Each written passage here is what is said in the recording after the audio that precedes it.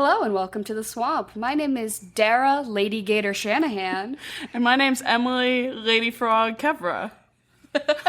And welcome to the swamp. The swamp is an acronym. Stands for some whack-ass movie podcasting. And today we tried to give ourselves nicknames based on the movie we're doing today, which is Lady Bird. Mm-hmm. I don't know how successful we were with that, but I will say Lady Gator's kind of a baller nickname. If people could address me as Lady Gator, I'd be into it. Change your Instagram handle to that. Lady Gator. It's a good one. I might jot that down. I feel like that's what they call, like, what is it? Like the Florida Gators, like, what is it that the sports team for one of the Florida colleges? Like a women's basketball team called it's the Lady Gators. Yeah, some shit like that. Oh, no, now I hate it. Okay. I take it back. Don't ever call me Lady Gator.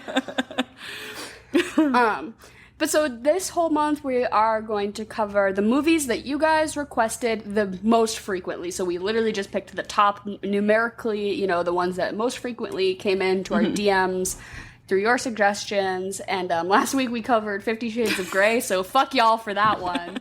I had a great time with it, honestly. Yeah. Like, I was a little mad about it, but not too mad. And I'm not going to say I'm mad about this one either. I think Lady Bird, I'm excited to talk about it, especially because it's pretty recent. Yeah. You know what I mean? Yeah. It's a movie that came out in 2017, so that was not too long ago. No. But yeah, a couple of y'all asked for us to cover Lady Bird, so this week that is what we will be doing.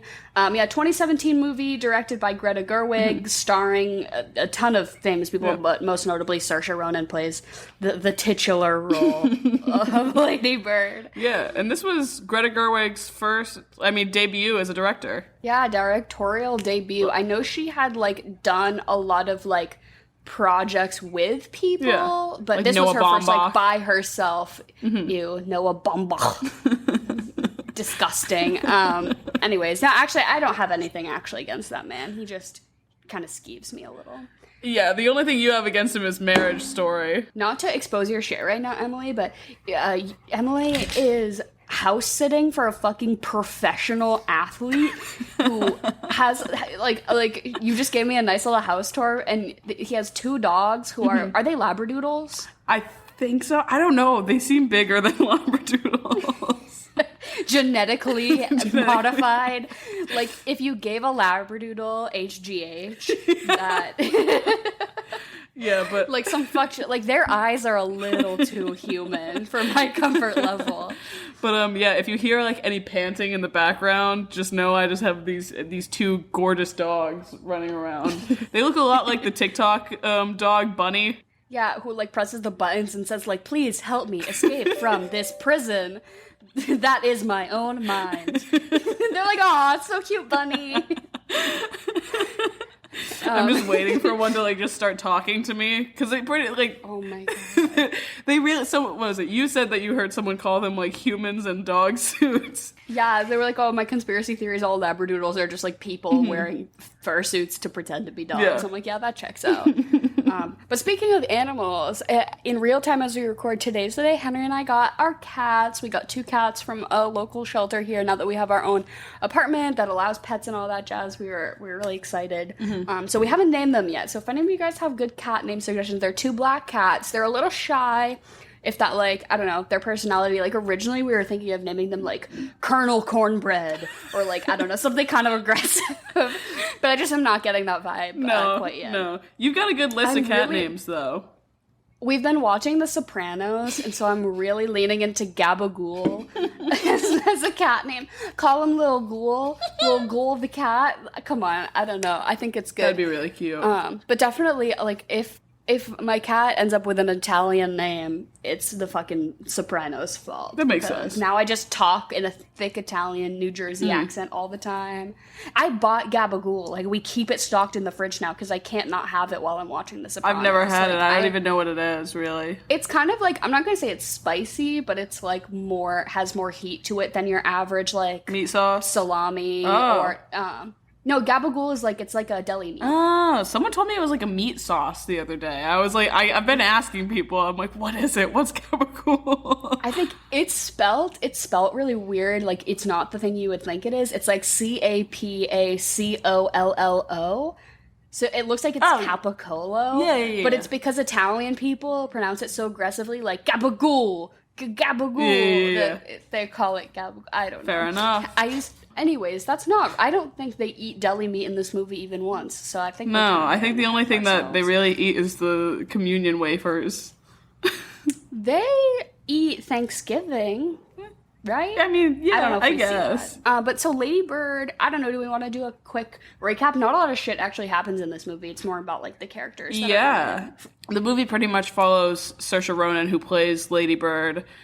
She is this 17-year-old girl living in... Where do they live? Sacramento, California. Which she says is an objectively boring place. But not to already get off track here, but one of the first lines she has in the movie is, I want to go somewhere where there's somewhere culture. Where culture is like Connecticut. And as someone who currently lives in Connecticut, she could not be more off base with this one. The only thing that is in Connecticut is, like, wealth disparity. Severe wealth disparity, and that's it. Yeah, Lady Bird, throughout this movie, already seems to be struggling with, like, class. Like, you know, like, class amongst her peers and stuff. I do not think you want to go to fucking Connecticut, Lady Bird. No. But she says, so basically, like, she's arguing with her mom, which is... This entire movie is just a 17-year-old girl arguing with her mom. Mm-hmm. But she's saying that she wants to go to school on the East Coast, specifically New York City. That's, like, her dream place. But she's like, or at least somewhere else where there's culture, like Connecticut or New Hampshire, where writers are from. And I was just like, girl, what the fuck? I just love, though, that you could have totally swapped. Like, they could have been in Connecticut, and she could be saying the same thing about California. Like people from the East Coast being like, I want to go where the culture is, like LA or San Diego. Like, you could just pick any geographic place in America, and people just wish they were somewhere else. Yeah. So, I think, this movie would have made a lot more sense if she was from, like, Ohio. I was gonna say the Midwest, but I think it was a lot from, because I know Greta Gerwig grew up in Sacramento, so it was definitely very much, I think, from her perspective a little bit. Yeah, this whole movie is super autobiographical. She grew up in Sacramento. She went to a Catholic school, like an all-girls Catholic school or whatever. Her mom was a psychiatric nurse, I believe. Like, it's literally like almost to a T. This was her experience, and the movie takes place in 2002, which is, like, also when around the time Greta Gerwig would have been that age. This movie takes place in between 2002 and 2003, and the number of 9/11 references, I think, just really makes sense, because if you're gonna have a movie take place in that time period, that's all people fucking talked about. Yeah. So I liked the accuracy with that one. You can't have a movie set in the early 2000s without 9/11 just, like, smeared all over it. Exactly. But anyways, so pretty much Lady Bird is consistently fighting with her mom throughout the entire movie. She goes to a Catholic school. She has this best friend. She's played by Beanie Feldstein, but I don't know the friend's name. Julie. She has they call her Jules sometimes. Yeah. They have this best friend, Julie. And it's just takes place throughout her senior year of high school. So, like, she goes and she joins, like, the theater club at her school. She does that. She gets a boyfriend. Excuse you? He's like, you're not recapping the movie quick enough. Come on. She starts dating this boy from theater club, Lucas Hedges, who his name in the movie I think is Danny. They start dating. She finds out he's gay. She goes and sort of has this, like, personality switch where she wants to become friends with, like, the cooler kids almost. Which obviously has to be Timothee Chalamet. Yeah, of course. A cool kid in a high school movie? Obviously Chalamet. So she starts hanging out with, like, these more popular girls who aren't really her friends. And then pretty much towards the end of the movie, like, when she's, like, going to prom with Timothee Chalamet, who she does pretty much, like, by the end of the movie, she, like, goes and she decides she's like, okay, I'm done being fake. I want to go back and hang out with Jules again. And I want to kind of, like, be better with her family a little bit. But this all comes, kind of, like, nearing the end of her high school experience, so she's, like, kind of deciding where she wants to go to college. Yeah. She's kind of trying to, like, make amends with all of the, not necessarily the people she's wronged, but, like, Lady Bird is kind of a piece of fucking shit. Like, I'm not gonna lie. Lady Bird fucking sucks. And throughout the whole movie, I'm like, you deserve to get bullied. So... Yeah. We'll get back to that, because I have a lot to say about that. But pretty much what ends up happening is she had applied to go to school in New York, and she didn't think she was going to get in, and then she did end up getting in, and her mom's pissed about it, because she kept it, like, a secret behind her mom's back. And the movie ends with pretty much her going to New York, and this is after her mom, like, had a breakdown and was, like, trying to, like, not really a breakdown, but she realized, she's like, okay, like, I should forgive my daughter. Where am I going with this? I don't have, like, a clue. Oh, and then she just goes to college, and then she's like, I'm in New York now. And then she calls her mom, and she's just like, you're right, I need to be a better person or some shit like that. No, basically, she's like, thanks her mom. She thanks her, yeah. Which I think is just... she just kind of, like, makes amends with their, like, tumultuous relationship that they had. Very turbulent relationship. But, yeah, I would say the whole movie is just, like, about... her relationship with her parents, her relationship with her friends, and then her relationship, like, with boys. Like, those are the big, like, marks that get hit. And so it's definitely between her and her mom have a very, like, rocky, like, they don't see eye to eye. The mom is kind of, like, tells it like it is, like, maybe not super, like, emotional or... like warm, like they have a discussion about it at one point. She's like, yeah, my mother is a warm person, and then Danny, the boyfriend, is like, your mother is not warm, like, she's kind of scary. But yeah, so the mom is kind of like standoffish, kind of cold, and then the dad, she kind of confides in the dad a lot. So it's like very like different relationship with her two parents, and then she has these two boyfriends. The first one is gay, and the second one is Timothee Chalamet. So that obviously is just something. And then the friends, you know, going back between her best friend Jules to these like new fake friends, and then back to her friends. So it's all kind of just about her relationships with the people around her. And like her as a person, I don't know. I just think she kind of fucking sucks. Yeah. But I think that's the point. I think you're supposed to find her exasperating. Exactly. I don't think you're supposed to like her or like see, like, I don't think you're supposed to agree with her. Well, that's the thing, is that I find that there are a lot of girls who, I don't want to say romanticize Lady Bird, but almost like, I feel like kind of look at her a bit like a role model sometimes, you know what I mean? And I'm like, Lady Bird is an awful character.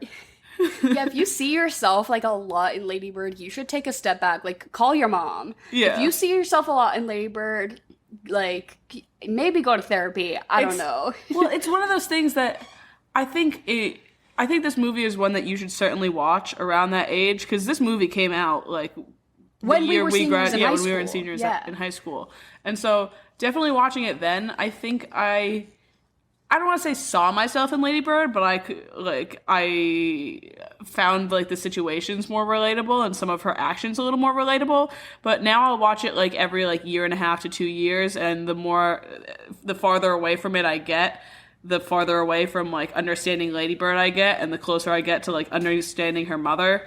And, like, really, like... Yes. Especially, too, like... You and I have talked about how, like, we feel like old, crotchety, like, old women. Because I'm like, I agree with Lady Bird's mom. Oh, yeah. Like, every time they fight, I'm like, you're right, girl. I'm like, you should bully your daughter. You should tell her that she's fucking annoying, because she is.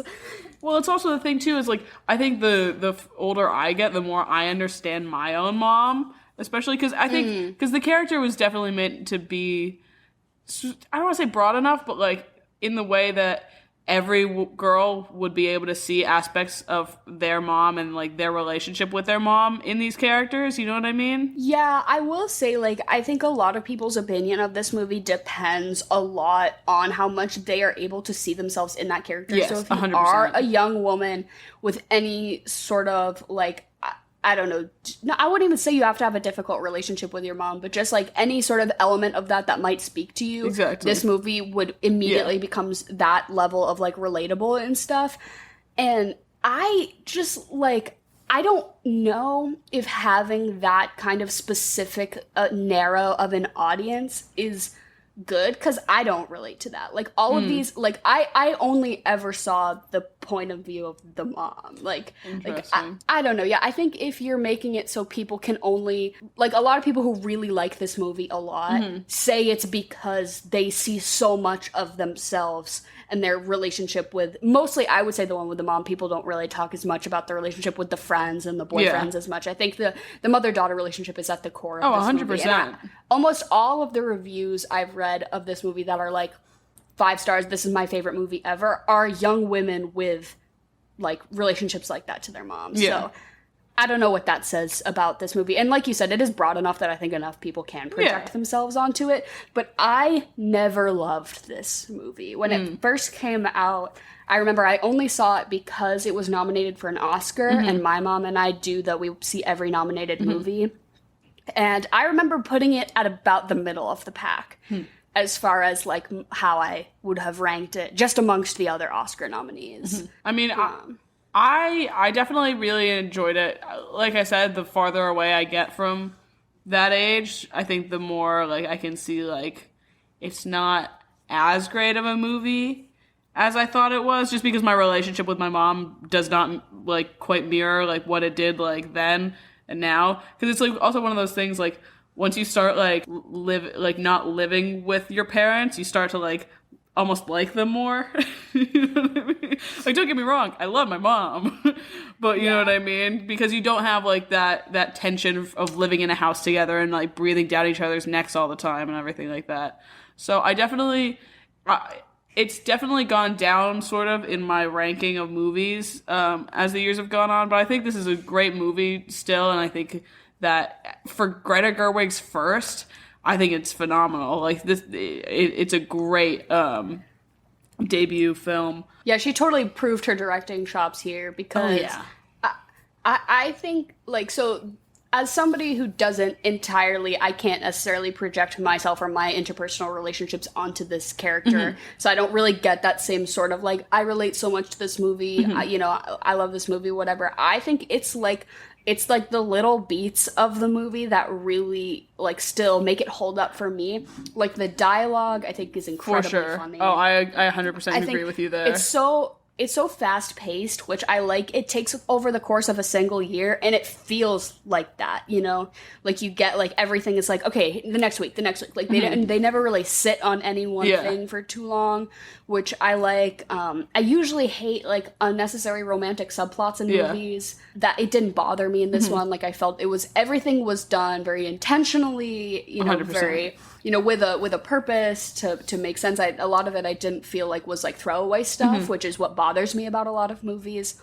And yeah, I just think like all the little quirks of every character, and especially the writing, I think is really great. A lot of it is like I would say 1 in every 10 instances of this like kind of rubbed me the wrong way, but so it was still a 90% is passing. But like writing a movie dialogue in the way that people do not speak in real life, I think can work a lot, because you're watching a movie. You don't want it to be hyper realistic, especially when it's something as mundane as a high school senior story. Nothing exciting is gonna happen. There's no action. Nobody has a gun. Nobody, like, there's, you know what I mean? Like, there's only so many places this can go. I get it. And it's within the realm of like reality, basically. There's no magic.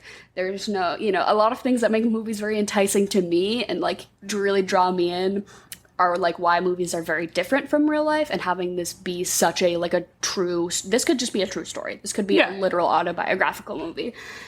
But it's definitely like the little dialogue beats that I think are funny, and just like the way people talk to each other that's like kind of awkward and out of touch. But I will say every once in a while I'm like, oh, get your head out of your fucking ass. Nobody fucking talks like that. Like when Beanie Feldstein's character says some people just aren't born happy, or like whatever that fucking line is. I was like, shut the fuck up, Greta Gerwig. Shut the fuck up. There was definitely, I totally agree with you there, but like, and especially about like, there's a couple of things that I'm like, oh my god, come on. But the little comments, like the sort of like the little comments like in the dialogue throughout the movie, like I wrote a couple of down. It's like that just really like kind of like I don't want to say this movie's funny. Yeah. This movie makes me fucking laugh. And it's not trying to be funny. It's not a comedy. There aren't big, like, punchline jokey moments. Yeah. But it's these little things people say that, like, exactly. crack the fuck up. Like, I remember, what is it? There's one scene where they're, like, Lady Bird and Jules are, like, getting a math test back. And Lady Bird gets her back, and then she just flips over the paper and sees the grade, and she just whispers, "Suck a dick!" or something like that. The other one that made me fucking cry was when it was like right after her and her gay boyfriend Danny, who she doesn't know is gay yet, were having like this little moment under the stars or whatever, and she was like, "You can touch my boobs, you know," and he was like, "I respect you too much to touch your boobs." Yeah. But, like... he was like, "I respect you and I love you." And she was like, "Oh, I love you too." But like, yeah, I totally agree. That scene is so, like, "I respect you too much to touch your boobs. Also, I'm gay." My favorite thing about that is, like, the beat after that, it, like, switches to, like, her and Jules, like, walking through school or whatever, and you just hear the end of a conversation, and she's like, "Yeah, it's totally normal to not touch a penis." Like, trying to rationalize with herself. I can't say the things I would change about this movie because I'm not a director, I'm not a writer. I couldn't have written this movie.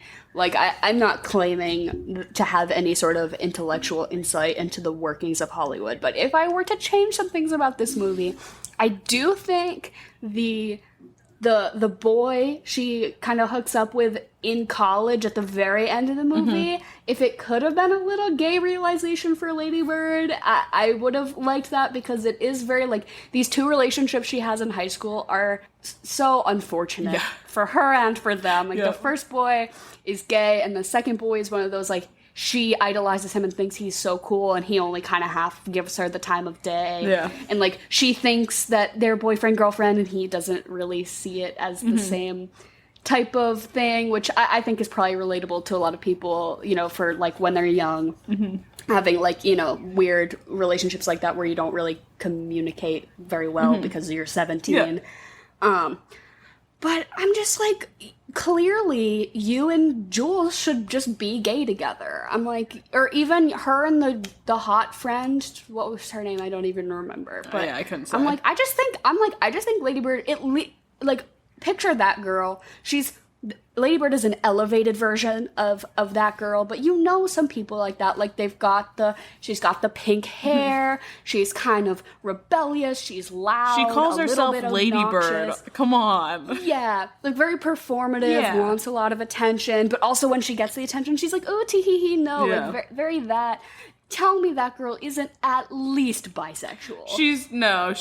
Her sophomore year of college, she's gonna have a realization. She's gonna have that aha moment. I hope that for Lady Bird, because I would have liked, I don't know, a little gay realization at the end of this movie. I think that would have tied a lot of things together, like, that you realize, like, that are happening throughout the movie that kind of could have, I don't know. Maybe it was too, like, all, like, autobiographical for Greta Gerwig, and she was like, "No, I can't. Yeah, that is true. But no, I agree with you there. It would have been just, like, a nice, like, cherry on top. Because also, she's just so fucking boring. She's like, I'm gonna say, the whole movie is her basically being upset with her parents because of their economic situation. They live in Sacramento, California, which to my knowledge is kind of a wealthy area. Or at least has, you know, a decent amount of wealth around. And, you know, she doesn't feel like she, you know, has the same economic situation as a lot of her peers. Like, she thinks she's poor. She says she lives on the wrong side of the tracks. And she kind of resents her parents for that. Like, they both have jobs. I'm sorry. Like, they both have jobs. They have a house. I'm like, you're not poor. What a like, trying bitch, to pass dude. off. Well, she's a bitch. But also, if this movie was actually about poor people, if she was actually poor in the grand scheme of things and was kind of grappling with that, I think that would have added a lot of more dynamicism. I think that's... But I think that's... we're supposed to disagree. Exactly. That's the point the movie is trying to make. You're supposed to be like, fuck off. Yeah, like, fuck you, fuck off. Appreciate your parents. Like, they're doing the most. Yeah, no. The fact that she literally... Like, that is such a big middle finger to her parents to, like, go to this school that they cannot afford whatsoever. Like, you see, there's one scene where they're like at the bank, her and her dad, and he's like, yeah, so if we refinance the house, and with like with your financial aid, plus if we remortgage our house, maybe you can go to this college. Like, Jesus. Like, oh my. Like, her dad has been unemployed, and they're still like, come on, Lady Bird. Like, I would like to think that at least when I was 17 in high school, I had a bit more awareness than she did. Yeah, right. Yeah, I guess, again, we're not supposed to really, like, agree with her or like her, which I do respect. I respect having a character at the front of your film that isn't, like, golden, you know? When people would criticize this movie and say, like, oh, I didn't like this movie because I didn't like Lady Bird, you're not fucking supposed to. Like, if that's your criticism of the movie, then you're just not watching the movie right. Engaging. Yeah, you're just not engaging with the film. Like, and, like, it's not my place to like, tell someone to, like, how to watch a movie, but, like, okay, come on. Like, that's literally the whole point. You're missing the entire point. Like, it's like people who don't like Anakin in Star Wars. You're not supposed to. Yeah, he's literally Hitler. You're not supposed to like him or agree with him. That's kind of the point. If you don't like Anakin, you're making the right judgment. Yeah. Lady Bird is kind of an Anakin Skywalker, huh? She's totally gonna turn into like a turfy feminist if like a Lady Bird sequel where she becomes like a gaslight gatekeep girl boss type feminist would totally be her Darth Vader. Oh my god, you're so right. Like, she starts a nonprofit to help inner city girls get education, but she doesn't hire any black people. Yep. Like, that kind of vibe that I'm getting. Like, she has Black Lives Matter in her Instagram bio, but she, like, you know, crosses the street. Would you say she's Would you say she's more like Anakin in that way then, or would you say she's like Padme in that way? Oh my god, no, Padme is trying her best. Padme is just Lady Bird is. We're not getting back into this because people tore our shit up for talking shit about Padme on the pod. If people come after us for Lady Bird slander, I will literally retire. I'm fucking hashtag Team Lady Bird's mom. Yeah, 100%. Every fight they had, I was just like, say it, girl. I get You're it. right. Like, but I guess I also never had a mom who ever was mean to me. You know what I mean? Jen is an angel. Yeah. And like I never had to deal with, because like I've definitely had friends and people who definitely like have that sort of conflict with their parent, and Jen has always been my friend. Like, she's been my mom and she's been my friend my whole life. Like you said, like after you move out and you can kind of like more have that like adult friendship relationship with your parents because they're not in charge of like making sure you don't die anymore, kind of thing. Like Jen and I have always had that, which is why nice. I don't think I can relate at all to this. Yeah, which is like, I guess, good for me, right? But yeah, no, there's definitely like just enough things about like this that I can't say that I can't relate to this at all, because I definitely can. Like Jean's a nurse, and she's oh my god, true. She definitely had that sort of like stressed energy about her that like, especially just when we were younger, because you're raising like 3 kids at the same time and working like a full-time job and everything like that. Cannot be easy. Yeah, no, I'd say you're in the minority on this one though. I feel like a lot of people love this movie because of the relationship aspect of it. Yeah, I didn't mean to flex so hard. Sorry, I have such a great and healthy relationship with my mother. Sorry, I'm just dunking on all of you because me and my mom are so fucking tight. But honestly, I feel like every other character in this movie is infinitely more interesting than Lady Bird. I want to know more about the theater priest. I literally, where is my depressed priest film? I want it to be about him. I want it to be about Beanie. Even, what's her, Jules? I would rather have the movie be about Jules, about, almost any other side character in this movie. Lady Bird's older brother, way more interesting of a dynamic going on there. Like, she's quite literally the most uninteresting character in this entire movie, which I guess is good, because then at least you're always paying attention to the other shit that's going on. Oh, 100%. Yeah, no, there's that one scene, where they're like doing sort of like icebreakers for like theater club. Oh my god, he's like, who can cry first? That one sends me into a tailspin. I'm obsessed with it. So I do feel like, though, that one of the merits of this movie is I think every time I watch it, I pick up a little something that I maybe didn't get the first time. So I saw this in theaters in 2017 when it came out, and I think since then, up until now, I've seen it more than 5, less than 10 times. I'd say this is... Say. So, like, I'd put it at a 7. You know, I've watched this movie about 7 times, and I would say Wow. I got something out of it that I didn't realize before almost every time. Because it is that, like, fast-paced, those, like, dialogue points that maybe, if you're not entirely paying attention, you might, like, kind of gloss over something. And, yeah, I definitely think that's an aspect to this film that I definitely enjoy. Because that priest character, so this time around, I definitely realized more about his situation. So he's like, oh, who can cry first? And he starts sobbing, which is obviously a really, like, funny and ridiculous moment. But then later they're talking about his son. They're like, all kind of gossiping. Fucking Austin and Allie is there. Yeah. The girl from fucking Disney Channel original Austin and Allie, she's just, like, one of the theater girls, which I was like, okay, bold casting choice. As if we wouldn't all recognize her, but okay. But they're all, like, outside and they're talking. They're like, oh, yeah, like, his son died of a heroin overdose, but that's basically suicide, because if you're making choices like that, you are, like, killing yourself or whatever. So I guess he has, like, a dead son, and then he, at one point, is at the hospital talking to Lady Bird's mom His about, mental like, health. his depression and his mental health, and he's like, oh, like, you won't tell your daughter, right? And she's like, obviously fucking not. That's HIPAA. Like, do you know what HIPAA is? But then later in the film, too, we see he doesn't direct, like, the spring play. They have the football coach come in and do it. So I think, like, that whole, like, underlying, like, that B-plot sort of storyline, like, I'm like, I want to know more, like, about that. I don't give a shit what college Lady Bird's going to. Tell me about the depressed priest. Like, even... Is he okay? Even Timothee Chalamet's character, Kyle, I want to know why he is the way he is. Because, I mean, his dad's got cancer, but there's more to it. The government gave, I think his name is, like, Kyle I don't know. His name is Kyle in the movie. Which makes sense. But he's totally, like, he is in the same way that Lady Bird is sort of that elevated, exaggerated version of kind of that girl we all know. We all know a guy who's fucking like that conspiracy theory ass fucking, I think I'm better than other people because I read books and I don't have social media, like, type energy. I mean, I know this was 2002, but he's like, oh, cell phones are tracking devices and they're evil. And then when they're going to the prom, he's using a cell phone. I literally... Like, so he's such a poser. He's such like a dick.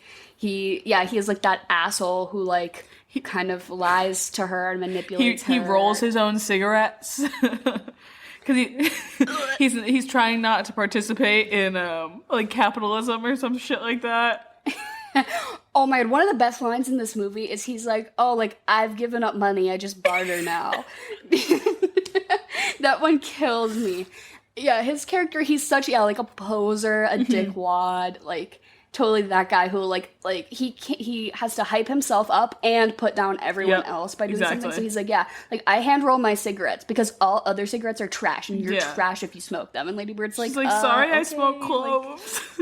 Like, which she sorry, I'm 17. Which she's also that's the other thing, too, is Lady Bird is a total poser. Yeah, they're kind of perfect for each other in that way. Yeah, no. My favorite interaction between those two, though, was there's this one scene where Lady Bird finally decides she's finally ready to have sex for the first time or whatever. And she finds out later, because he is a manipulative asshole, he wasn't a virgin. Because she was sitting there, she's like, we deflowered each other, we have each other's flowers. And he's like... See, I was going to say, this is one of the situations where I'm like, she kind of deserved to get bullied here, because she's here, she's like, you and I have deflowered each other, we have each other's flowers, and I'm like, oh, like, again, I know she's 17 and we're not supposed to like her, but I'm like, oh, you kind of deserve what's coming, because, like, if you go into... cringe. Lady Bird is so cringe, that's the one word I would describe. She's super cringe, but... Like... what I was gonna say is there's this one line, because she finds out that he wasn't actually a virgin or whatever, and then she looks at him, he's like, why are you getting mad about this? This is so stupid. and she was like, I was on top. Who the fuck is on top for their first time? Yeah, that line is hilarious, but what I like even more is that he follows it up. No, but he's like, oh, you're gonna have so much unspecial sex in your life. Which is a great point, which is so true. She's like getting upset. She's like, you told me you're a virgin. He's like, I don't really remember doing that. They're having this back and forth. And he's like, oh, why does it matter? You're going to have so much unspecial sex in your life. And that's when she is like, I was on top. Who the fuck is on top their first time? And then he immediately clips back with, he's like, do you know how many civilians have died since the beginning of the invasion in Iraq? She's like, not everything is war. Just like, deflecting. Yeah, he's like, you know how many people are dead in Iraq? And I'm like, you know what, Kyle? Great point. He's a master deflector. In the grand scheme of things, having to be on top when you lose your virginity maybe isn't the worst thing in the world. But she says, other things can be sad too. Which is also valid. I always hate that whenever, like, you're upset and people are like, well, there are starving children in Africa. And I'm like, that doesn't mean I'm not allowed to be upset. Exactly. That scene was very funny, though, because literally, like, lasts about, like, 5 seconds or whatever, and he just brings his arms out like he's meditating almost. I was like, okay. His character... I think this, like, was a really interesting year because this is the same year that Call Me By Your Name came out, so this was up for an Oscar two very different characters for him. Right, which I think, like, Elio, as far as his, like... Elio is the Lady Bird of Call Me By Your Name.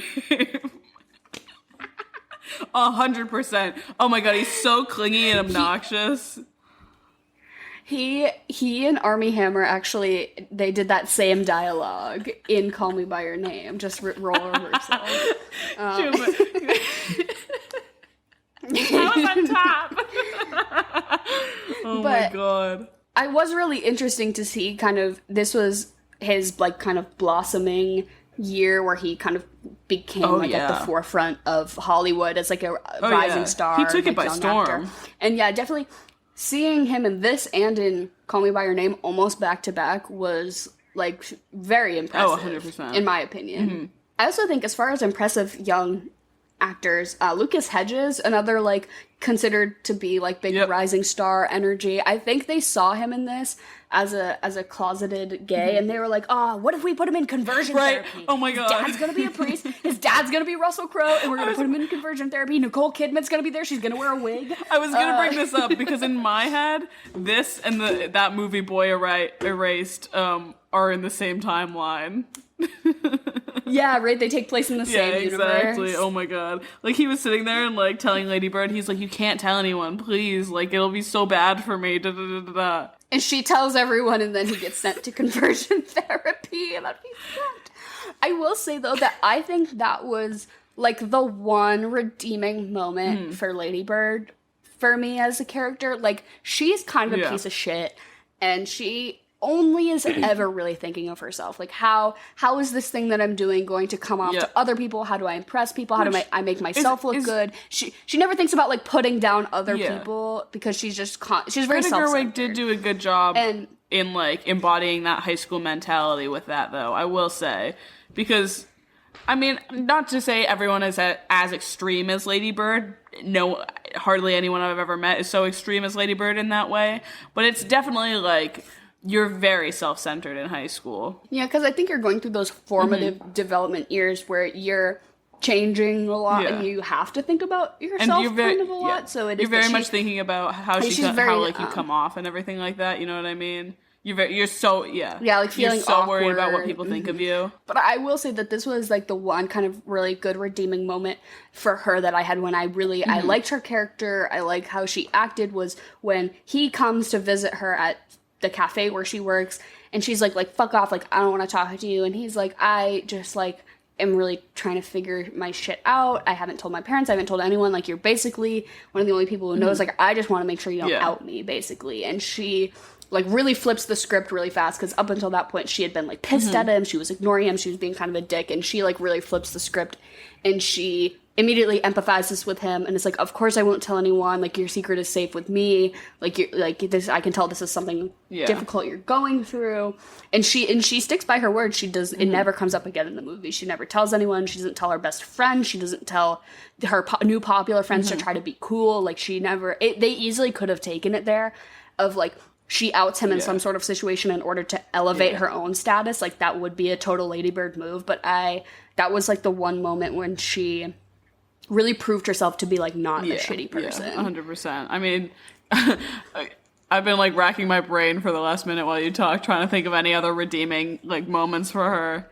I'm like, not really, besides like the very end, which is hardly even like as redeeming as like the scene you just talked about. Like she just like wised up. Oh, what, when she decides to not go to prom, when she goes to visit Beanie instead of going to prom? No, with I'm Kyle? talking like the very last scene when she finally apologizes to her mom. Oh, and she calls thanks her to mom.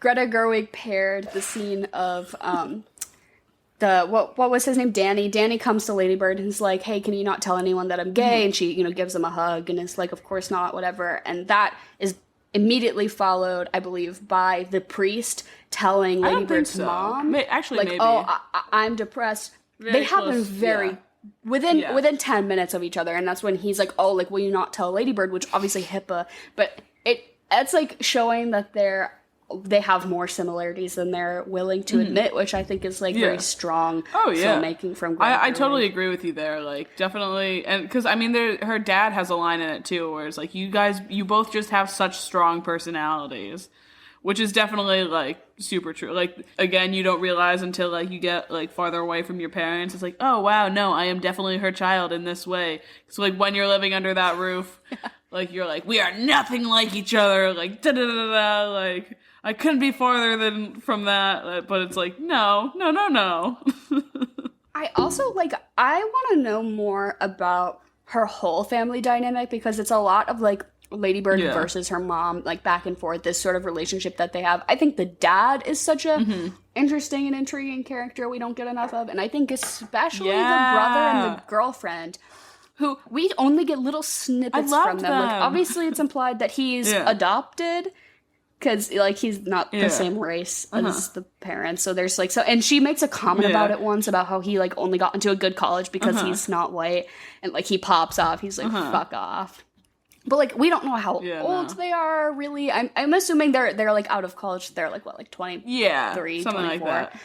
But, like, the girlfriend talks about how she got kicked out of her parents' house for some reason. Like, I think they're just passing comments there that I'm like, damn, I wish... Because, I mean, obviously, if we had cracked into everything, it would have been a way too long of a movie. But I'm like, give me less of Lady Bird and give me more of, what's the... Shelley? Is Shelley the name of the girlfriend? I'm like, give me the Shelley film, this movie was good because it was a crisp hour and 33 minutes, which I really, really loved. Greta Gerwig's original script was however many pages, which realistically translated to film would have been 6 hours long. Was her, I mean, first drafts of films are always crazy long, but her entire idea for this story was a 6 hour long movie. And the fact that they did condense it to an hour and 30, it was that, you're right, it's the perfect length of film, because too much, I think we would have gotten tired with it. And I did like the fast pacing of it, so I think you can't have a fast paced movie that's 3 hours long. Like, it's just, that's, I mean, that's like, I'm sure there are some movies like that, like, but the closest movie I've found like that is, like, The Handmaiden, and that's not even, like, super fast. But if anyone has, like, a very good, fast-paced 3 hour movie that we should watch... But even when movies are that long, something wild needs to be happening. There needs to be murder, it needs to be sci-fi, it needs to be Lord of the Rings, it needs to be something fucking crazy to retain my attention for that amount of time. It, like, a real, like, human story piece for 3 hours, I'm like, well, now I'm just living my life. Like, I'm just watching people go to the grocery store, like, and I can just do that for free by myself. This was just, like, Boyhood. That 3 hour long mundane movie, just Boyhood. It was 2 hours and 46 minutes. Fuck that. Greta Gerwig did say that she, like, her goal with this was to make a coming of age film about a young girl that was sort of the equivalent genre-wise to Boyhood and Moonlight were the two that she said were her Which I'm like, I don't really know if I get that from this movie. You could have just said I was gonna do a coming of age teen film. Yeah, I don't know about that.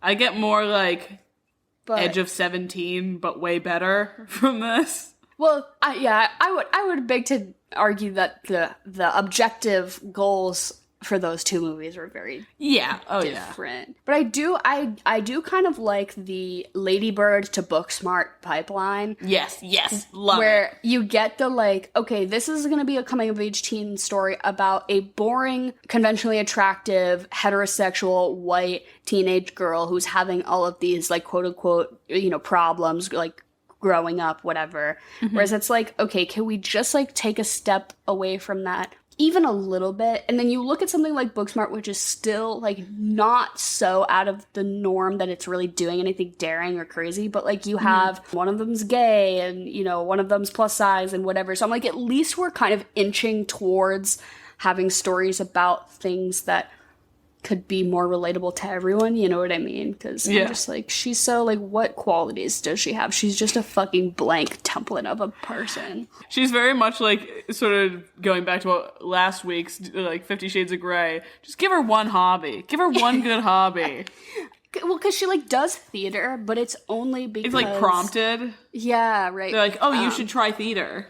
I will say, few movie scenes make me laugh fucking harder than the scene where they're all auditioning for the school play and they're all singing and she's like, everybody say don't, and she's like wearing this like sweater vest dress and just like all the kids who are like not good at singing trying their best, and Lucas Hedges doing the most, putting in 110%. Singing Into the Woods. that scene like has me dry heaving because you and I both were constantly surrounded by theater kids. We both did band in high school, and we're constantly surrounded. Like, we know those kids far too well. Here's the thing. There's one scene in this, not this one particularly. The IHOP, when they're at the fucking IHOP. It triggers my fight or flight. I don't think I ever went to an IHOP because, like you said, we sort of hovered. We were like on the outer circle. We weren't the theater kids. I want to make that very clear. We were not the theater kids. We were theater adjacent. Exactly. We got to observe it from afar. Exactly. And we could have leaned into it, but you and I sure as fuck didn't. We leaned as hard away from it as we could. We just played in like the pit bands. But I'm not sure that I ever went to a Denny's or like it was usually like Friendly's for us or something like that. I feel like I did once. And don't get me wrong, they are as obnoxious as they seem. They're all singing, they're all yelling, they're loud, they've got tons of orders.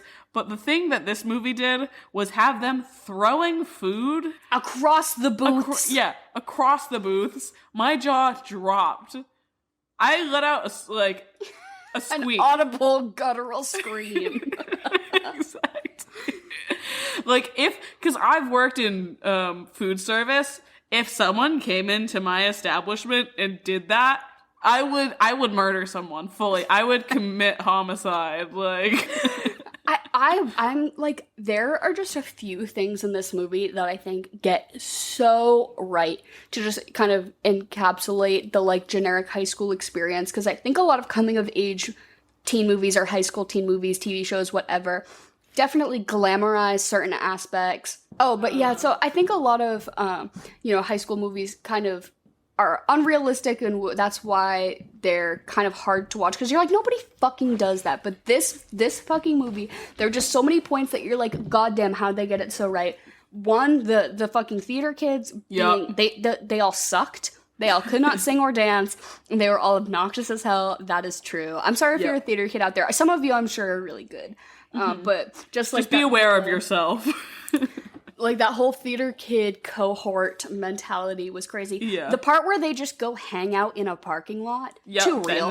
When she's like, done that. So she's like, so we went from one parking lot to a different parking lot to hang out. And I'm like, hell yeah, if you're in high school, that's all you fucking do is you transfer from parking lot to parking lot. That's all.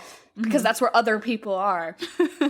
It's just, there's no activities being done. It's just the more people you can amass, that's the activity. And I did appreciate that the like party scene was very concise, There wasn't, like, because I think a lot of the, like, high school party scenes in movies are just so Huge, ridiculously, like, glamorized to the point where I'm like, it's just obnoxious to be watching. This one, I think, did a good job of being realistic. Also, I don't want to see a fucking high school party scene for 45 minutes. That's just my preference. You're just talking about Booksmart. Yeah, I mean, not just Booksmart, but Booksmart. But the Booksmart thing kind of... The Booksmart definitely makes a joke of it. Like, is making a whole joke of the whole thing, which I can appreciate. But yeah, I thought this movie did so many things that I was like, damn, they really hit the nail on the head with that one. Because that's, like, shit that actual teenagers do. Like, basically, if they had just had gone to Six Flags, I think that would have really put a nice little cap on this movie. I did a little, I mean, you know, background sort of googly knowledge just because I was curious. So in this movie, Saoirse Ronan's 23. So she's 23 playing a 17-year-old, which I'm honestly not offended by. No. She does it well. And it could have been a lot worse. Yes. You know, they could have, I think they did a good job of, like, they didn't have her wear a ton of makeup or, like, having them be in a Catholic school wearing uniforms was very, like, made them seem younger, because but, like, at least they weren't 30, you know what I mean? Exactly. I think that could have been worse. As far as I hate old people playing a high schooler, like, genuinely, if I was an actress, I'm like, I don't look like I'm in high school, because I'm not. Like, have you ever seen an actual high schooler? They don't look like Timothee Chalamet. I'm just saying that now. But so she's 23, he was 22. I think Lucas Hedges was also 21, around 22. That, so I'm like, you know, at least they didn't cast somebody 27, you know. I guess hats off to that. It's no, like, Low Jacob bar. Elordi or whatever in, like, I don't know. Oh my god, in Euphoria, he's 7.5 feet tall, and he weighs 200 pounds of muscle. And they're like, he's a junior in high school. He's got, like, 2% body fat. He has a steroid addiction. No, that's not true. I don't know that about him. But as I was doing my research about, you know, these actors and how old they are, I was just like on Saoirse Ronan's oh my god, I was just about to say 23andMe page. That's not right. IMDb. Saoirse Ronan, 100% Irish. I wish they would just have kept her Irish accent, honestly. They should just keep it in all movies. She should never play an American. Her American accent is great. She's so good. Unclockable. But I'm like, I just want to hear that Irish twang in my ear. I do need to find, because I know she's done Irish films and everything like that where she... But so my roundabout point that I was trying to... Like, this point is not even a little bit relevant. The only connection here is Saoirse Ronan, but I felt it was too good to not share. So, Saoirse Ronan, young actress, was a child actor, very notable, I don't know. But so, The Lovely Bones was, like, kind of a breakout role, I guess, for her. Or I guess maybe Atonement was. But she was, I don't know, she's a young actress in The Lovely Bones. The Lovely Bones was a book first. The woman who wrote the book had some, like, personal trauma with sexual assault and stuff, which is why she wrote it. So it was, like, somewhat informed by her real experience. Because Lovely Bones is about a girl who gets raped and murdered, and then she, like, is a ghost and stuff. That's the Lovely Bones essential, a very vague plot. So this woman kind of based that in some of her real experiences. Where did she go to college? Syracuse University, where I am now attending. So a couple of classmates were talking about where they live, like, in relation to the school, and somebody was like, oh, I live by whatever park, Hyde Park. And somebody goes, oh, you know, that's the Lovely Bones Park, right? And they're like, what? And they're like, yeah, the place where she gets, like, raped and kidnapped. She based that on the real thing that happened to her when she got raped and kidnapped in fucking Hyde Park. So this person was like, oh, great to know. So there's a real place around here, which is, like, where the Lovely Bones, like, kind of took place or was based in a little bit. So that's my bit of Saoirse Ronan Syracuse local trivia for y'all. Not relevant to Lady Bird, but I thought I'd share because it really knocked my socks off. Can't wait until you turn Syracuse University into just a campus full of swamp stands. Oh, I hope. I've been throwing stickers up. Nice. Again, super blast. If any of you live in the, if you live in the Syracuse area, hit me up. I'll take you out. I'll buy you a drink. Tell me about your favorite movie, please. I don't have any friends. I just adopted 2 really shy cats to keep me company, so. You should name them, you should name the cats Lady Bird and Danny. Oh my god, fuck. Absolutely not. Do you know, though, that Lady Bird was a, do you know where that nickname comes from? Isn't it? Oh God, which president's wife? Yeah, Lyndon B. Johnson's wife was. I don't know her. I don't even know what her real name was, but her Lady Bird Johnson was like her. Love that nickname title, which I don't know. I want to know why she chose that. Why Lady Bird? Yeah, I don't get that sort of like stiffy politician vibe from her character. You know what I mean? Like maybe I don't know enough about Lady Bird Johnson. I want to know who the kind of woman she was. But that would be like, my nickname is Flotus. You know? Like... But I also think it's totally like her character to not be original. Like, she didn't come up with that. She just like stole it from someone else. I see that for her. Yeah, for real. Let me see what I have in my notes here. So, okay, do you have a favorite line of dialogue in this movie? Because I have so many, but do you have, like, if I were to be, like, off the cuff, your favorite quote from Lady Bird? Not really. I don't think so. I think probably just, not anything that I haven't already mentioned. I really liked, and it's just because I picked up on it this watch, how she was like, yeah, no, it's normal not to touch a penis. That one really, I know you and I were both kind of, like, laughing over the part where Laurie Metcalf's character goes, my mother was an abusive alcoholic. Yeah. So they're having a fight about, like, laundry, and Lady Bird's like, you were really always perfect. You never, like, forgot to fold your laundry one night. Like, your mom got mad at you every time you did something a little bit wrong, and then the mom goes, my mother was an abusive alcoholic, and then she stormed out, which, like, it's not supposed to be funny, and it's not funny, but just the delivery of it is so good. And I just have this really distinct memory of, I was watching it with my friend Kevin, and he gets up to, like, go get a drink or something, and he's standing by the door, and then he turns around as Laurie Metcalf turns around, and he lip syncs in perfect diction, my mother was an abusive alcoholic, and then he walked out, and it just, like, there are so many scenes in this movie, honestly, though, that I think you could do, like, a really funny, like, if you want to, like, lip sync it to TikTok or something, because, like, definitely the, like, who the fuck is on top their first time, like, just, like, little conversations really like that, I think are so funny. But also the other one that I just, like, really gets me every time was,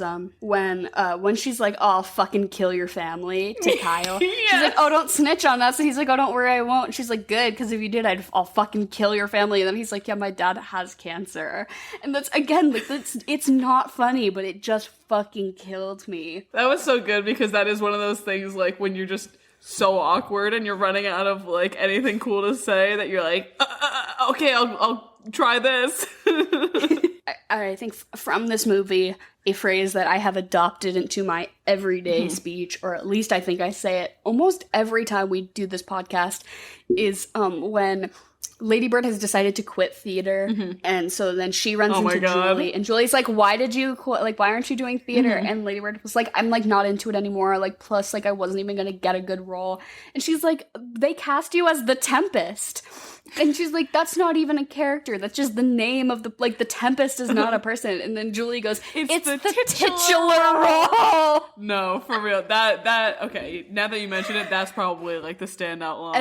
Every time I say, like, that's the titular role, I am referencing Lady Bird. Like, I'm thinking of Beanie. Also, I know we talked about last week Dakota Johnson being the right flavor of nepotism that I like.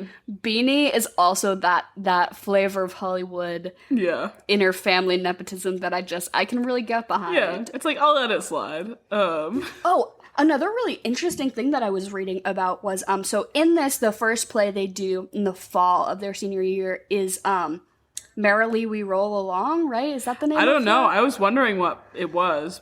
I had no idea. So they do that in this film, and she gets the lead, right? So Beanie, or Julie is her name. She's, like, the lead in this play. In real life, presently, in 2020, I believe, she got cast to be in the film version of Merrily We Roll Along, which is set to film over the course of the next 20 years with a 2040 release date.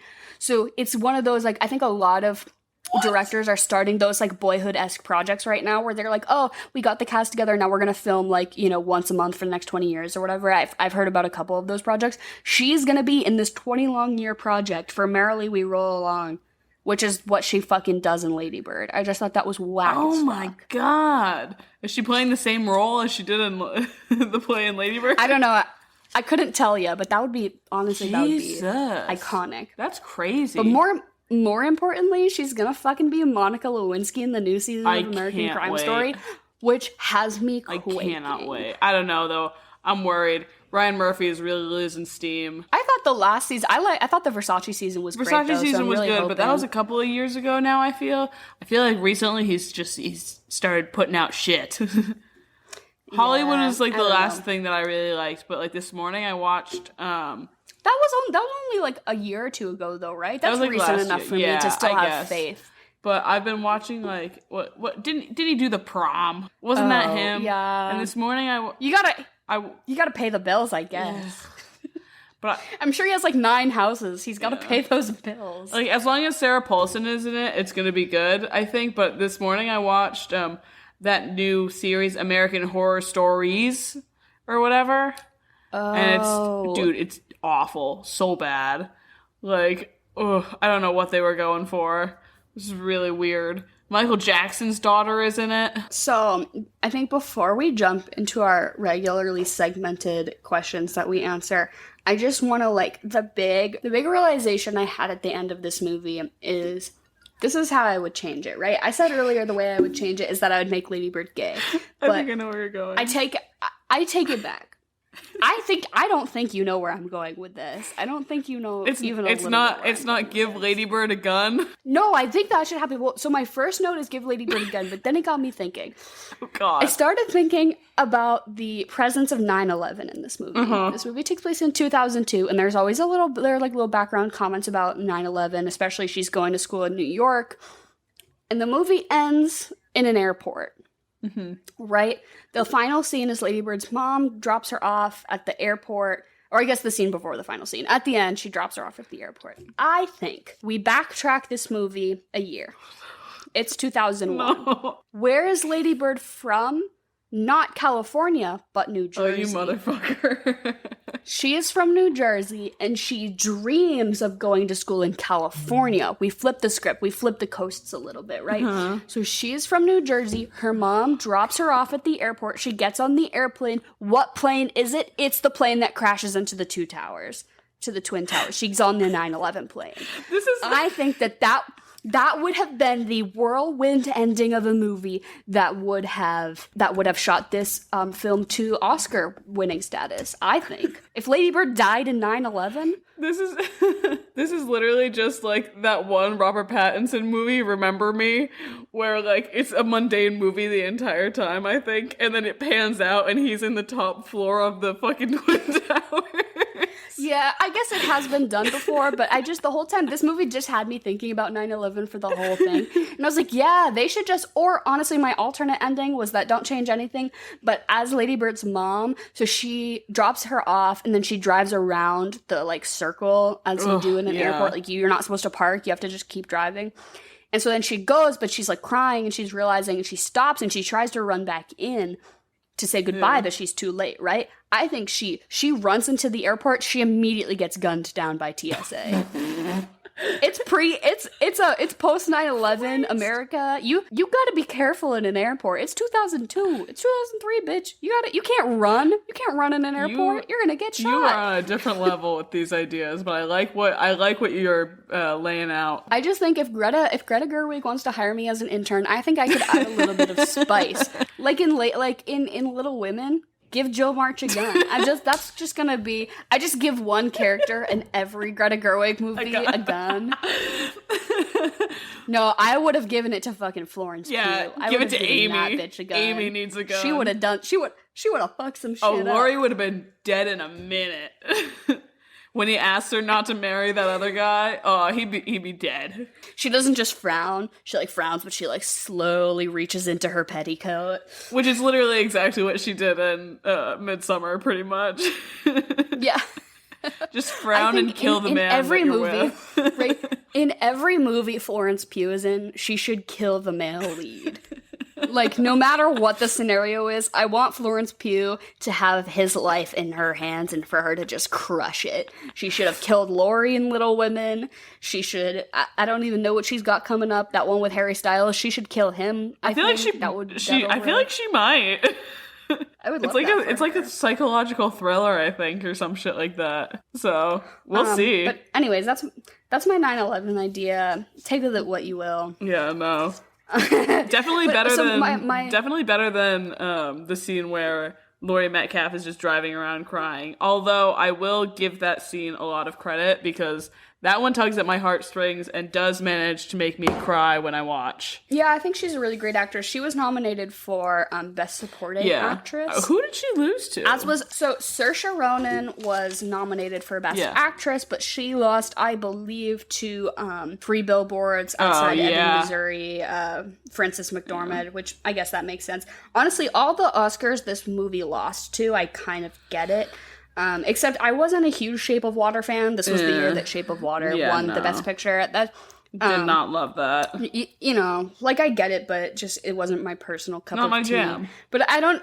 But out of that group of films, Get Out was in there, and that was absolutely number one for me that year. I thought Get Out should have won all of the Oscars, but I think who did Laurie Metcalf lose to? I'm trying to think. Because it didn't win any. So it was nominated for Picture, Saoirse Ronan for Lead Actress, Laurie Metcalf for Supporting Actress, Directing, and Screenplay.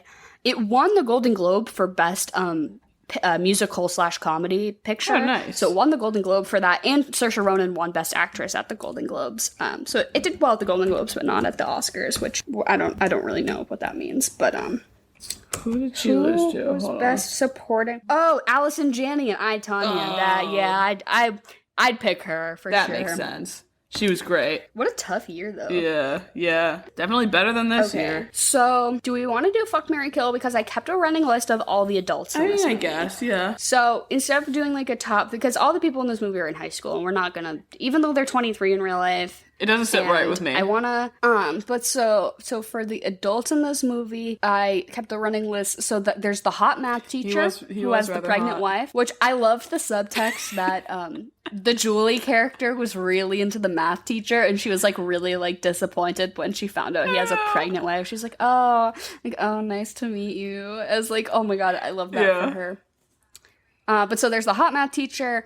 We have both of Lady Bird's parents. I guess I'm gonna count Miguel and Shelley because I think it's implied they're out of college, right? So they've got to be at least in their early 20s. And then there's Jules's stepdad, who she calls like uncle, which I also think is really funny. Yeah, we did. Do you watch The Office? Oh yeah. He's the guy who plays like the head of Dunder Mifflin Paper in The Office. Like he works at like the New York City branch. What's his name? And then he gets fired and he starts the company Suck It, which is a vacuum for your kids' toys. He's definitely like a recurring character in The Office. Let me find out his name. I'll include him because I just think I recognized him as an actor. But those are all of the prominent adults. I guess then there's also, if we want to include the depressed priest and then also the nun, but I don't really want to include them. I don't really want to include clergy figures personally. I guess, okay, well, I would kill Beanie's stepdad then, just because he didn't leave any sort of impression on me whatsoever, so, like, I don't... He made Lady Bird lunch every day. He packed her a bag lunch every day. I loved that. 'Cause I'm not gonna kill Lady Bird's mom. I love her. Do I want to marry her? No. Maybe... Kill the hot math teacher. Yeah, I'll kill the hot math teacher for letting Jules down, not for letting Jules down. For not fucking a high school student.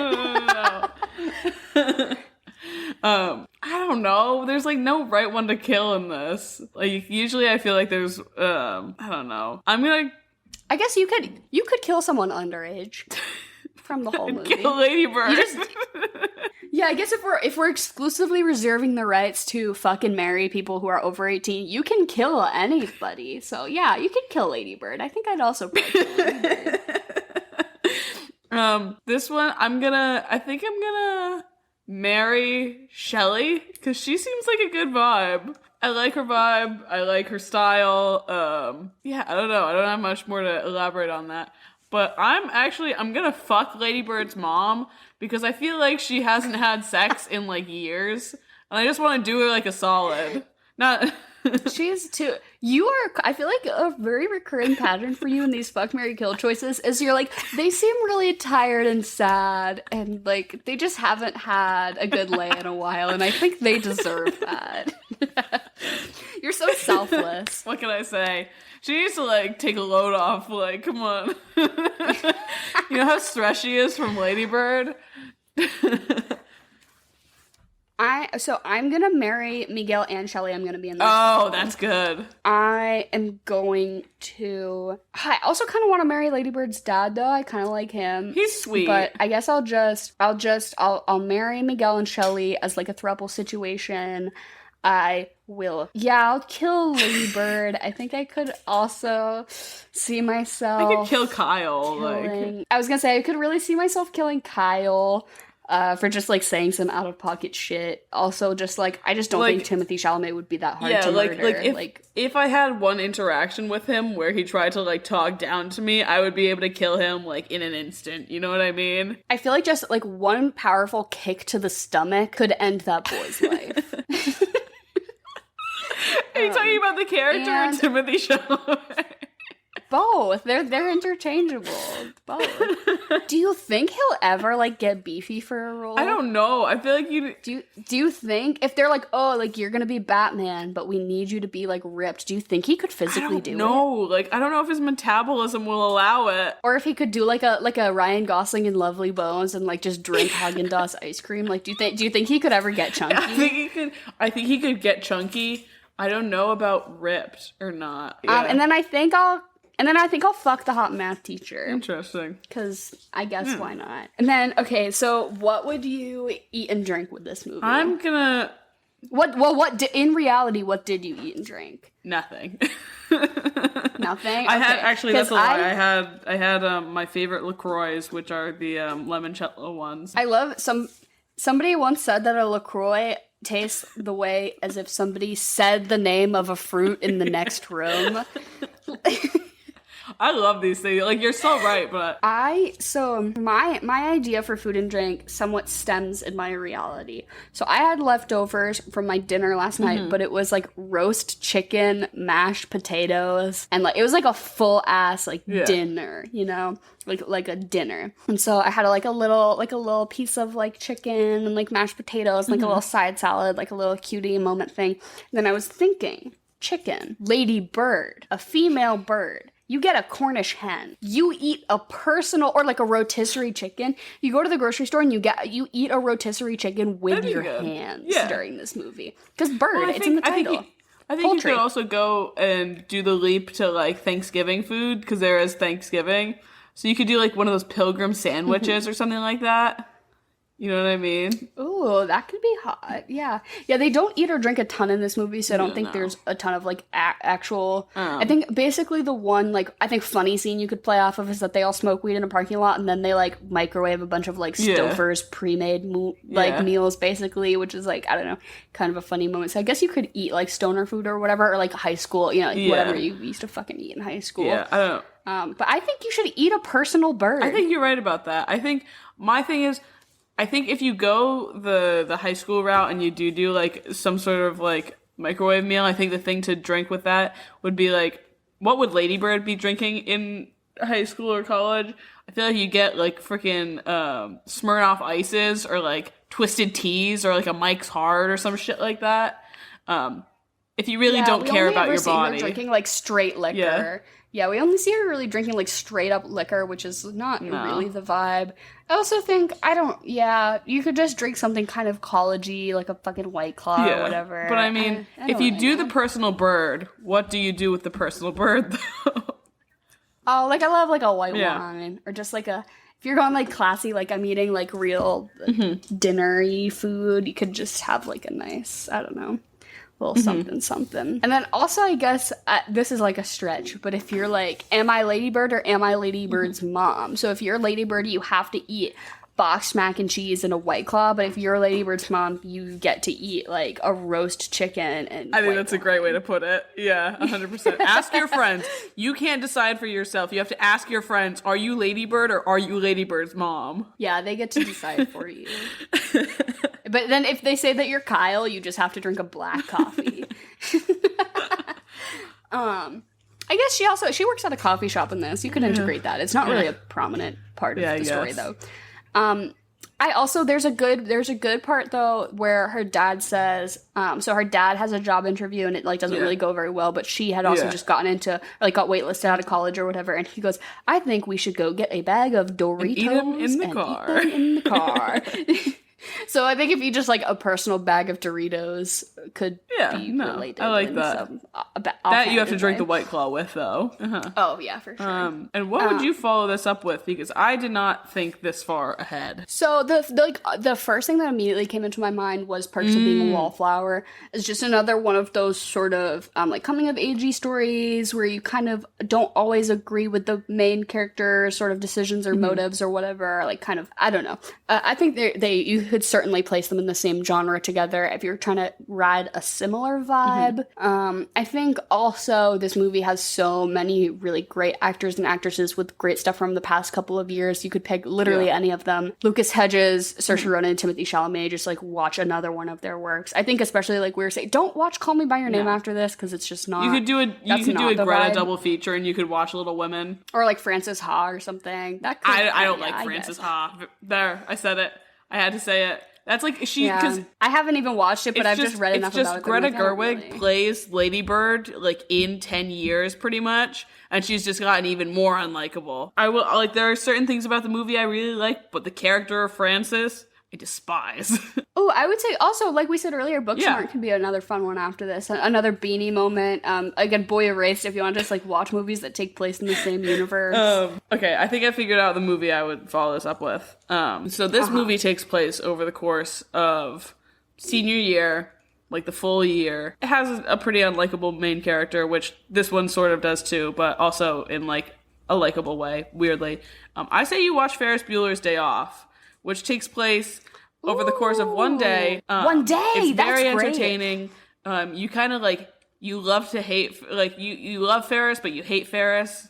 You're probably more like relatable to the Cameron character, you know what I mean? And it's like, because this movie is not a lot happens over the course of a year, but Ferris Bueller. That is everything happens in a day. That's a great follow-up choice. Also, it's like very an interesting dynamic between like he has all the charisma that she doesn't have. You know, she's sort of this like awkward kind of unlikable character, and he's this very like smooth talking like you know, I can swindle my way into any situation. I think that's a really great answer. I also think that if you're gonna throw a Lady Bird themed party event thing or whatever, it should be mandated that everyone goes to the Goodwill, and you have to have to find the most 2002 outfit you can at the Goodwill, because there's I think 2 or 3 scenes in this movie where Lady Bird and her mom like go to a Goodwill and like shop around. I love it. I think just like as a group go to your like local thrift establishment, like cheap, you know, affordable, whatever, and you find the most just like god awful early 2000s wear jeans under a dress kind of energy. And like, because the fashion isn't horrible in this movie, but we get little nods to it of like her prom dress is super extra. It's like bedazzled and ruffles and empire waistline, like just not good. But so yeah, find just like the tackiest early 2000s stuff from the Goodwill, and then you have to wear it while you watch Lady Bird. That's a great idea. That'd be pretty fun. So what would you rate this movie? I am gonna give this movie a 6 out of 10. I think a lot of people would think I'm being a little too hard on it, especially because I would say it is a movie I enjoy. And I think to a lot of people, like to certain people who I think would enjoy this, I would totally recommend this movie just for sort of that like quippy, funny dialogue. I certainly laughed out loud at multiple times throughout the movie. Henry was across the room on his computer, and he even like throughout most of it was like kind of turning around, like half tuning in. You know, it's hard to not pay attention to it just because it's so like kind of ridiculous and funny. But I will give it a 6 out of 10. It doesn't really do that much for me in the way of, like, I don't think it's a particularly captivating story. I think the performances are, you know, good for the most part.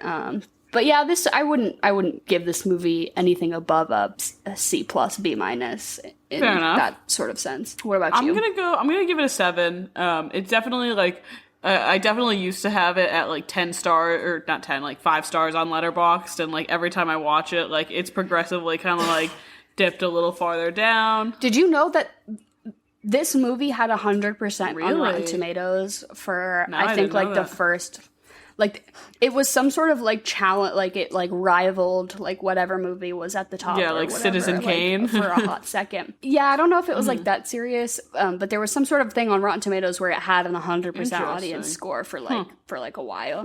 Yeah, because I think the people who like this movie like balls 100% deep, like will fight you because they like this movie. Which so I do still like this movie. It's definitely more because I feel like I keep having to be like, I don't relate to Lady Bird.